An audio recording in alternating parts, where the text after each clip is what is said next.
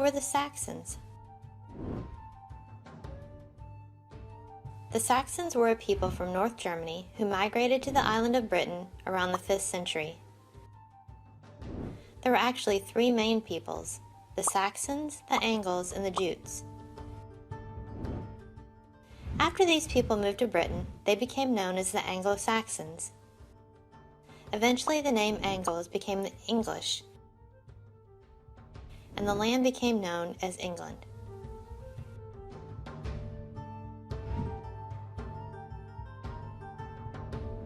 The Anglo-Saxons were the dominant peoples of the island of Britain from 550 to 1066. At first, the lands were divided up into many small kingdoms, but eventually certain kingdoms began to dominate. The first kingdom to dominate was Northumbria in the early 600s, a kingdom to the north that was settled by the Angles. Then the kingdom of Mercia rose to power in the 700s. Finally, in the 800s, the kingdom of Wessex conquered the land. The king of Wessex was considered the king of all England.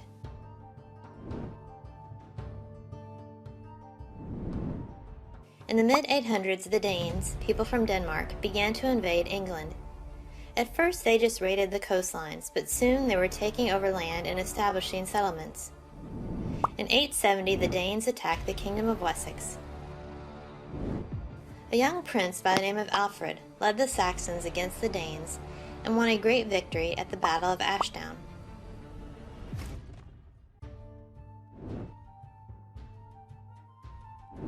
Prince Alfred became king in 871. Alfred continued to battle the Danes. In 886, Alfred negotiated a treaty with the Danes. England was divided in half, with the Danes getting the north and the east, and the Saxons ruling the south and the west. The land of the Danes became known as the Danelaw.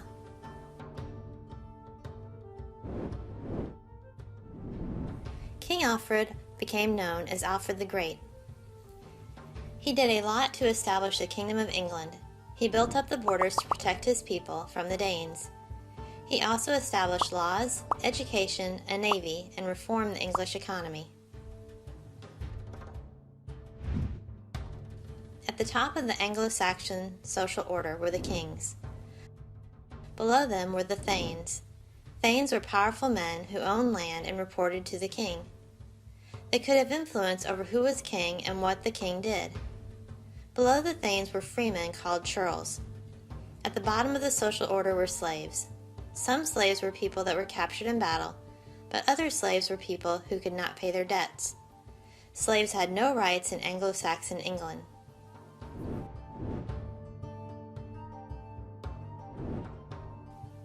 The Saxon king did not rule alone.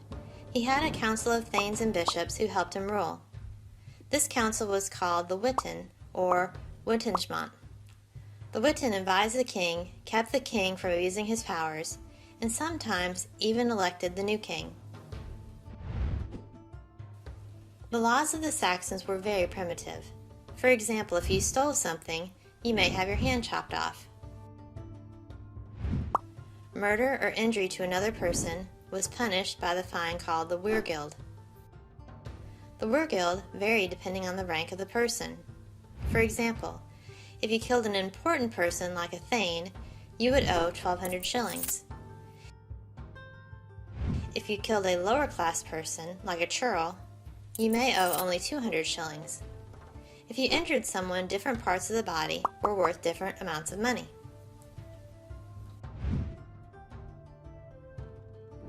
Anglo-Saxon rule came to an end with the Norman Conquest of 1066, but the Saxons left their legacy on England. This includes the language, culture, and politics of the land. Many of the shires established by the Saxons are still used as boundaries today.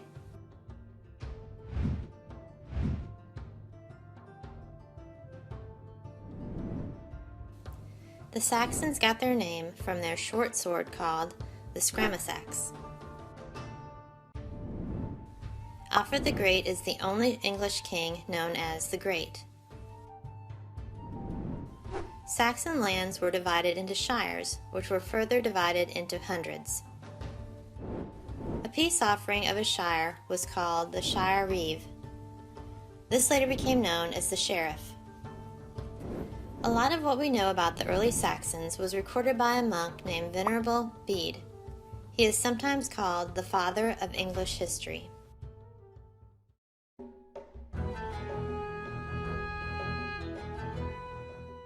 This video is brought to you by Captivating History. For people living centuries ago, it would have been impossible to imagine that a small island off the coast of continental Europe would one day be epicenter of world power and prestige. A kingdom that would have control over about 1/4 of the planet's land and its population. Although the United Kingdom no longer enjoys its once lofty stature, it is still a key player in world politics. Before reaching its zenith, however, England and its neighbors were a strategically placed jumble of islands that hosted more than its share of turf wars. The Romans, Vikings, Britons, and Celts all vied for control of England, as did a loose group of tribes from Central Europe who became collectively known as the Anglo-Saxons. Beginning about 43 CE, the Romans lay claim to most of the British Isles, except for Scotland. But by the late 3rd century and into the early 4th century, the Roman Empire was in decline. Therefore, resources were pulled from outlying posts, such as Britain. Although it is much less tidy than history books make it seem, the end of the Roman rule over Britain occurred in the year 410, the year that the Visigoths sacked Rome. The Romans pulled out of Britain, leaving the people living there, a blend of native Britons, Romans, and Celts, vulnerable to raiding barbarians. Although they were no longer part of the Roman Empire, the people of Britain still closely identified with Rome. Religion, laws, written language, and government all reflected its Roman background. With the departure of Roman rule, Germanic marauders met with little resistance during their raids on Britain. At the time, these marauders were not called Anglo-Saxons, but were most likely members of the Anglos, the Saxons, the Jutes, and other Germanic groups. After decades of raiding British villages, then sailing back to their homes on the European continent, the Anglo-Saxons put down permanent roots on the British Isles. The transition from Roman control to Anglo-Saxon rule was not a smooth one, but in time, the Anglo-Saxons merged with the native Britons. They moved into their villages, took over their farmland, and intermarried with the people already living there. They commanded military forces and, over time, rose to power as leaders of villages, towns, and regions. Historians often use the term Dark Ages to describe the time after the Roman rule of Britain, the time when the Anglo-Saxons ruled the land. This implies that the era was a time of intellectual stagnation and brutality, but this was not the case. The Anglo-Saxons injected a set of new religious beliefs, military tactics, literature, and a unified attitude into the Roman lifestyle of the island. The resulting blend of ideas took Britain on a different path, one that eventually led to something akin to world domination. The Anglo-Saxons had no written language, so historians don't have a complete picture of their belief system after they converted to Christianity. Bits and pieces of archaeological evidence tell a story, though. For example, the graves of high-ranking people, including kings, queens, high priests, and military heroes, show us that people in higher social statuses were revered, even in death. Another clue could be found in the names of places, as the Anglo-Saxons were fond of naming their settlements to honor certain deities. Some villages even bear names that include the words like Draka and Thris, which mean dragon and giant, hinting that the Anglo-Saxons' belief system may have included fanciful beasts. Despite the lack of written records, we can assume that the Anglo-Saxons' pantheon of gods was similar to that of other Germanic tribes, and oral stories bear this out. Even written stories, much later, mention the chief deity of the Anglo-Saxons as Woden, a name that sounds strikingly similar to the Scandinavian Odin.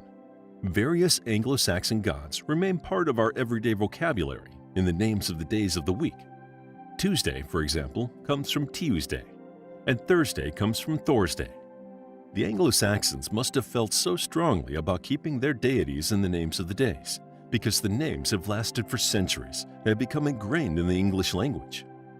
The Anglo-Saxons seem to have had a pagan belief system closely tied to nature. Specific trees or certain groves within forests were thought to have spiritual energy.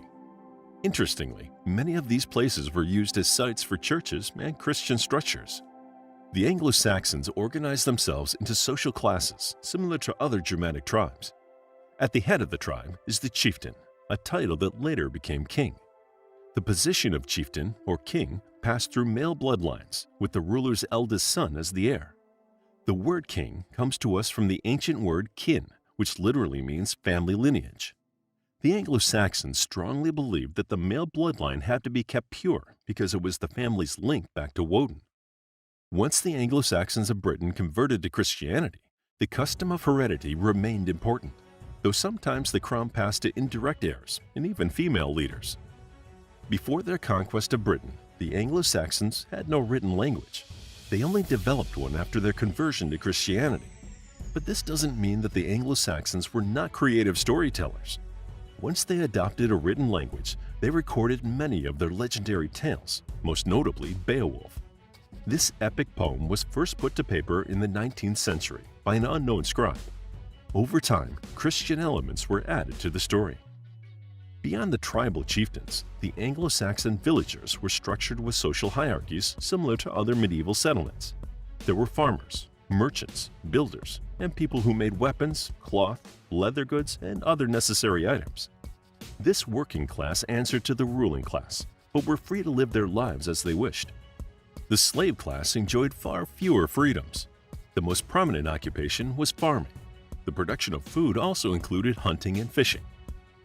Evidence tells us that the men of the tribe not only grew and hunted the food, but they also prepared and cooked it.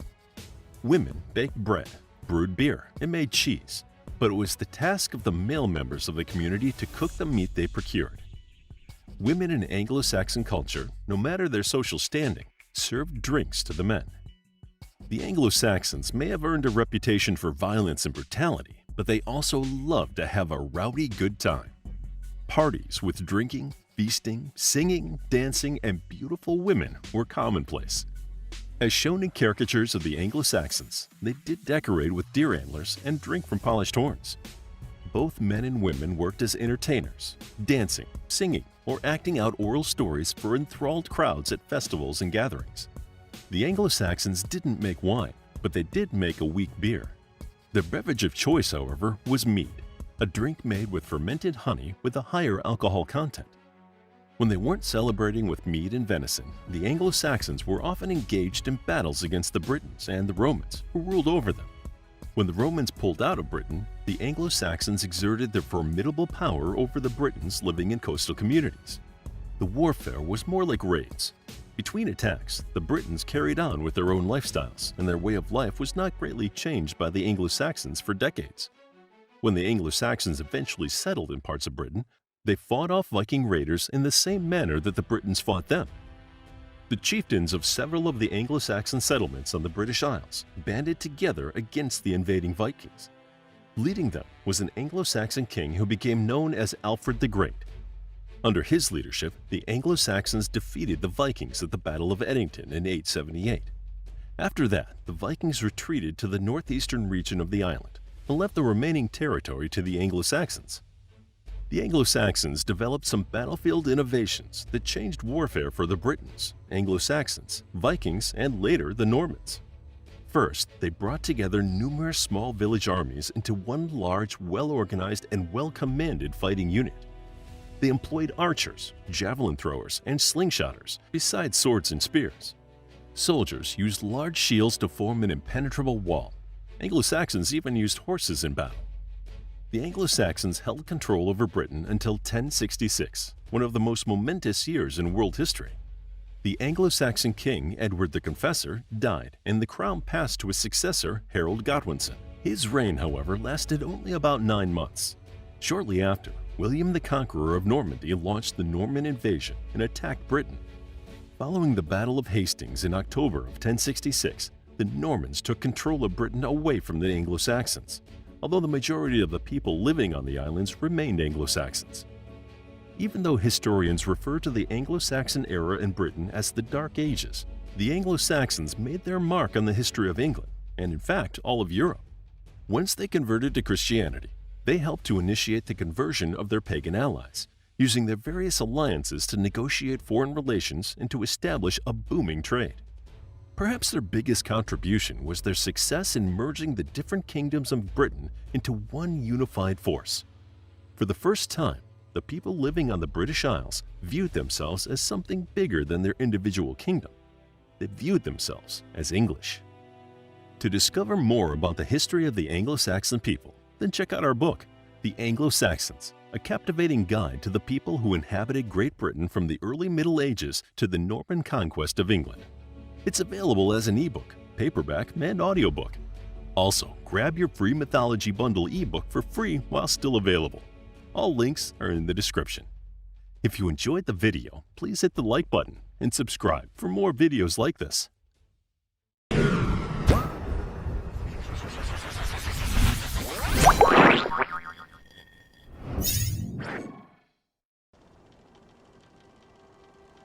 The Anglo-Saxons, a brief history. Are you ready for a whistle-stop tour through the history of the Anglo-Saxons? Here we go then. The Anglo-Saxons originally came to Britain as invaders from Germany and Scandinavia. Some people think they made the journey because their land kept getting flooded in their home countries, so they were looking for a brand new place to live. Well, they found a great one in Britain, and the Anglo-Saxon age lasted from 410 to 1066 AD. When we talk about the Anglo-Saxons, we're actually talking about lots of different tribes who settled in different parts of the country. The main tribes were the Angles, the Saxons, and the Jutes, and they didn't always get along with each other. There were always wars breaking out between the tribes. When that lot weren't fighting each other, they lived in wooden huts, reared animals, and farmed the land around them. Now here's an interesting fact. Unless they were from super rich families, the kids didn't go to school. Great, right? Well, maybe not so great. By the time they were 10, children were considered to be adults with the same responsibilities as the grown-ups and the same punishments if they did anything wrong. They had to work just as hard as an adult. The girls had tons of chores to do around the house, like cloth weaving, meal cooking, cheese making, and ale brewing. The boys didn't get off lightly either. There was a lot to do on an Anglo-Saxon farm, so boys learnt the skills of their fathers, whether that was tree chopping, field plowing, or cattle herding. These kids were pretty tough too, and had the risk of looking out for wolves that still lived in Britain at that time to make sure they didn't eat the sheep. The Anglo-Saxons settled in England and made it their home. The Anglo-Saxons who weren't farmers were very skilled craftsmen. There were metalworkers who made iron tools, knives and swords, woodworkers who made furniture and carts, and potters who made pottery, of course. Some of the finest craftsmen were the jewelers. They made stunning brooches, beads, and all sorts of ornaments from gold, gemstones, and glass. So there we go. A quick overview of the Anglo-Saxons in a matter of minutes. Starting out as interested invaders and ending up as super skilled settlers, they made themselves firmly at home in Britain.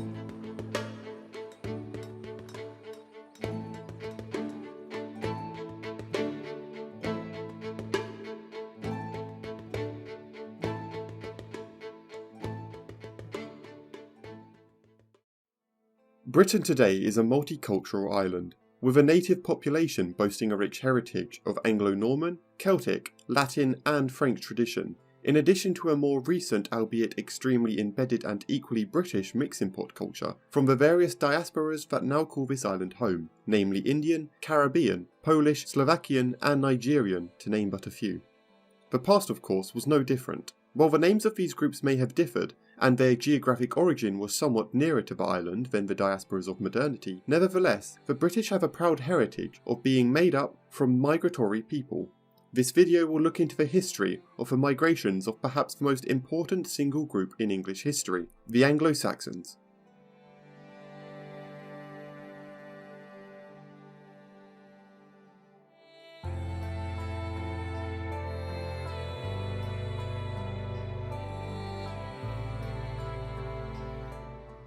Before we begin, we should clarify some terminology. The naming of these people, and the groups that they make up, have often been misused or represented in popular culture and knowledge. Firstly, these people were first and foremost Saxons, Angles and Jutes, not English. Angle, or its Latin form Angli, would come to be applied to all Germanic language speakers upon the island, yet this phenomenon wouldn't be observed just yet. These people were somewhat distinct, with different dialects of a West Germanic language being spoken back in Europe. The amalgamation of these groups into one identity, the English, had not yet occurred, and Old English had yet to form as a standard language. To these people, there was no England, nor concept of the English, up until centuries after the Germanic settlement. In fact, many Angles specifically would go on to play an essential role in the formation of the Germanic lowland Scottish culture, most certainly not the same thing as English, and stating that this culture was born out of the English would be rather controversial indeed. So, who were these aforementioned three peoples? Who were the Angles, Saxons, and Jutes? The simple answer is that these were three somewhat distinct peoples from what is today the north of Germany and continental Denmark. The Angles come from what is today known as Schleswig and Holstein, a region in the south of Denmark and the north of Germany, lending their name to the peninsula Anglia, or Angle in German. As to how they came by the name Angle isn't actually known for sure, although it may indicate their proficiency at fishing, Angle being a cognate with the modern English term anglin. Another possibility is that the word derives from a Proto-Germanic word meaning narrow, referring to the estuary of a prominent river that flows through the region. Finally, it possibly references the geographic shape of part of a region which somewhat resembles a hook, the Proto-Germanic word for hook being similar to angle, a modern cognate word with the English ankle.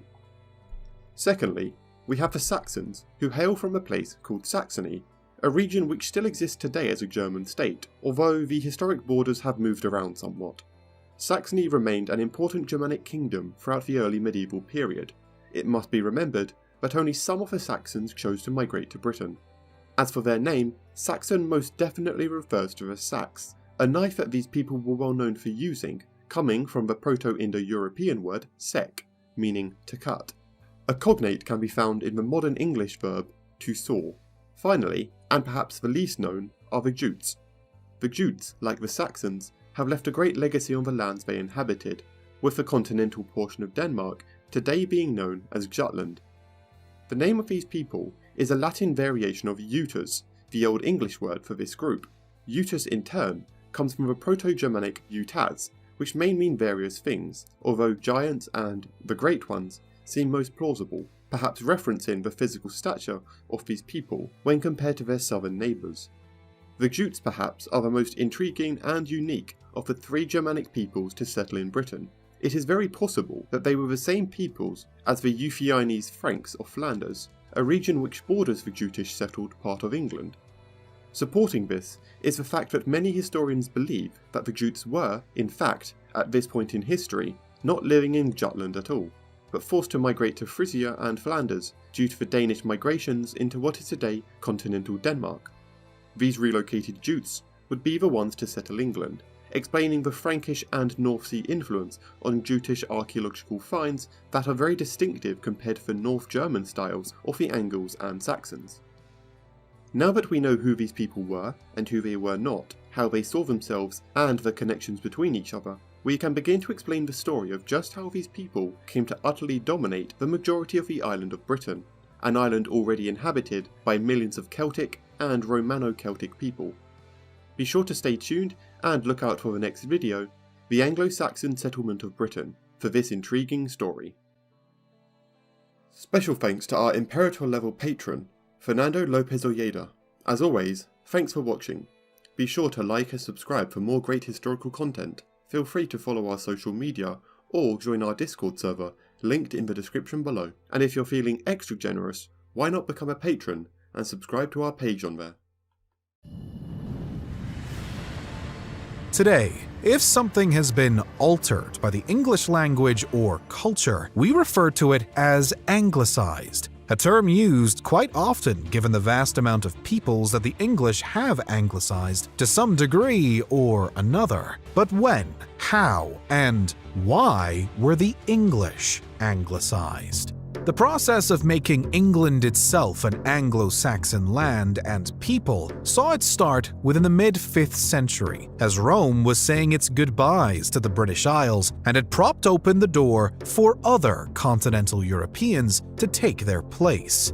It's believed that this was the time when groups of Germanic peoples, referred to more exclusively from the 8th century on as Angles and Saxons, decided to enter the vacant landscape.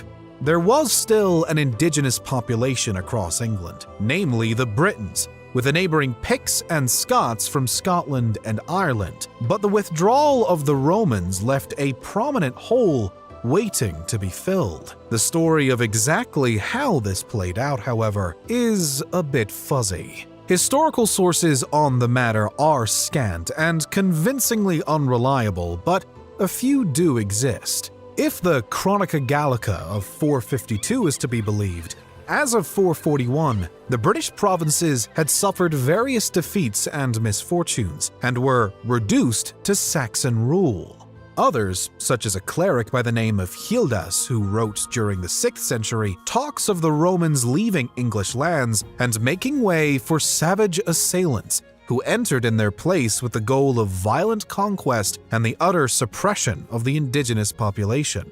The problem here is that Hildas's De Excidio et Conquesto Britanniae is viewed as at least partially unreliable by many historians. And, curiously, one of the only other detailed sources on the matter, the Ecclesiastical History of the English People, written by a different cleric of the 8th century, Bede, relies heavily on the writings of Hildas for a timeline of events, but gives an entirely different perspective. According to Bede, the Anglo-Saxons, from which his own ancestors came, were not bloodthirsty conquestors, but were in fact enacting God's vengeance on the people of England. Bede tells us that these invaders came from Anglia, or possibly modern-day Angeln in the case of the Angles, Old Saxony in the case of the Saxons, and a third group, the Jutes, arriving from Jutland. He explains that these Germanic peoples arrived in today's England first as explorers, then as migrants, and then as conquerors. He clarifies that any violence enacted against the Britons, as also mentioned by Hildas, was the work of God punishing the indigenous population for falling out of favor with him. This thought-provoking interpretation of what actually played out leads us to the theories that have carried over into the modern era. The predominant ideas concerning the Anglicization of England can be split into two groups: the conquest theory and the migration theory. An early belief, as seen in historical sources, was that the Anglo-Saxons entered Britain as invaders and used violence to conquer the region and force the locals to adopt their culture and language. This concept is opposed by many modern historians, however, as many points to archaeological and genealogical evidence as showing that the Anglo-Saxons arrived in England at a much slower pace, often arriving as families, and simply hoping to migrate to new lands for a new start on life. Farming may have been a significant motive for many, as floods may have been a common issue for agriculture in the migrants' homelands. Other times, the appeal of starting a new life in a new land may have been appeal enough. In this theory, regardless of what brought on the migration to begin with, historians feel that the local Britons went on to adopt Anglo-Saxon culture by choice, not by force. Another suggestion by historians today falls somewhere in between the leading theories. It posits that the Anglo-Saxons were invited onto English soil by the Britons to aid them in fighting off the neighboring Picts and Scots, and then they simply chose to stay. The evidence, as of now, might hold the key to what really happened. A recent genomic study published in Nature may have opened one of the locks keeping shut the door to the truth. The study utilized hundreds of DNA samples from English corpses dating back to the time of the proposed Anglo-Saxon invasion, and the genetics suggest that some form of migration must have occurred as Bede and Hildas told. 3/4 of the body tested had ancestry from Northern Europe, from outside the British Isles. Furthermore, even of the bodies with mixed DNA or no foreign blood at all, many were buried in similar or identical ways to the ethnic Anglo-Saxons. Additionally, many of the remains buried in the cemeteries examined for the studies appeared to have had familial ties to one another. All of this genetic evidence can thus be evaluated alongside both archaeological and linguistic evidence. In the case of the former, Anglo-Saxon houses, jewelry, weapons, and burial sites have all been found, some even in close proximity to Romano-British settlements or sharing mixed burial items. As for the linguistic evidence, it's clear that over time, Old English became the predominant language, pushing aside its Latin and Celtic counterparts.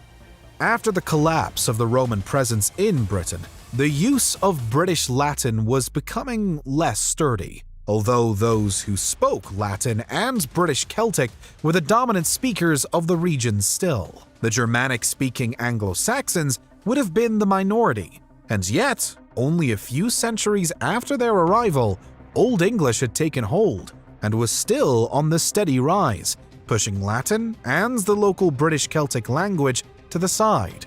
A stark contrast in comparison to the way the Celtic peoples in other former Roman holdings tended to influence the Germanic migrants and their linguistics. It's clear from all the historical evidence that in some way or another, a mass migration of Anglo-Saxons into Britain occurred and greatly influenced the culture and language of the local population. The DNA, archaeology, and linguistics tell a story, but whether that story is clear or not is still up for debate. Many argue the ambiguity of it all, although one theory seems to have gained a lot of traction thanks to the ever-growing evidence. The Anglo-Saxons probably weren't armed invaders, or at least not most of them.